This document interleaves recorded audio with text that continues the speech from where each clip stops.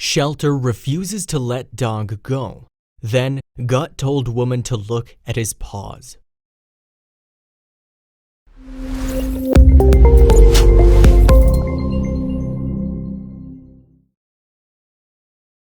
Her mouth almost dropped to the floor. They were exhausted, having been on the road for a long time. All they wanted to do was to take the dog and go. But it appeared it wasn't going to be that easy. She couldn't fathom why a shelter would refuse to let a dog be adopted, and her temper started to rise. She was not going to take no for an answer. And when the shelter finally let her come in to see him, she understood everything. Jess Williams had been waiting for this moment for a really long time. She loved dogs and she couldn't wait to have one of her own. But unfortunately, that dream had to be on hold for a few years. Jess was completing a degree at Brown University and lived in a dorm that didn't allow pets. Finally, graduation day came, and with it, a big change in her life. Luckily, she was not alone. In August, Jess and her boyfriend Jared Kutu decided to pack up and move across the country to Sacramento, California. After living in the East Coast, they wanted a change of scenery and so settled on the sunny West Coast. Plus, they'd be able to be closer to Jess's family, who lived in Los Angeles. Jess was ready for her new life, and that included a furry addition to the household, although it wouldn't come too easily. Jess hadn't given up on her dream of having a dog, so when she learned that their new apartment allowed pets, she was ecstatic. But Jared was a little less so. He also wanted a dog, but he wanted them to settle into their new place first. He suggested a compromise, asking Jess to wait until her birthday in November to adopt a dog. Jess agreed, but soon she found that the wait was harder than she had imagined. All that Jess could think about was getting a dog. She woke up and went to bed with that single thought on her mind. It was driving her crazy. Finally, she couldn't take it any longer. She went online and started looking at photos of shelter dogs. "I'll just browse," she said to herself. She thought this could help her get an idea of what kind of dog she wanted. But her casual browsing didn't last long. One day, she came upon a picture that changed everything. On a website she was browsing, Jess came upon a picture of a dog named Benji. He appeared to be a mixed breed, and the website said he was picked up as a stray and had been at the shelter for 10 days. He also had a bad flea allergy that made him lose most of his fur. But what caught Jess's attention was the sorrowful look on Benji's face.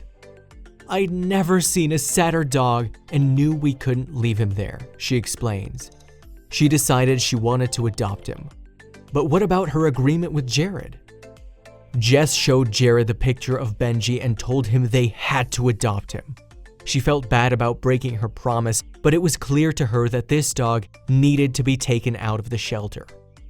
Jared hesitated, but he eventually agreed to adopt Benji.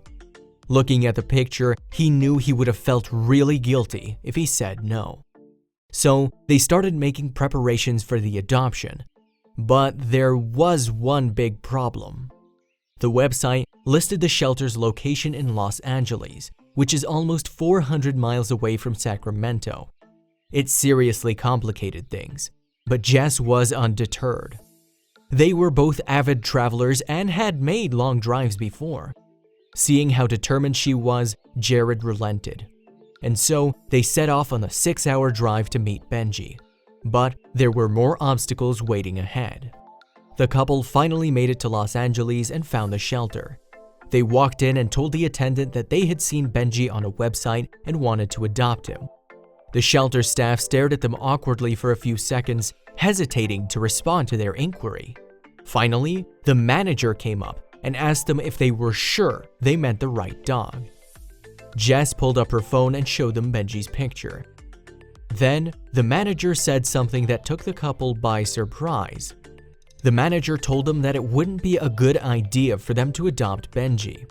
He offered to show them other dogs that were also waiting to be adopted. Jess couldn't believe what she was hearing, but she stood her ground. She asked for an explanation as to why they were refusing to let her adopt him.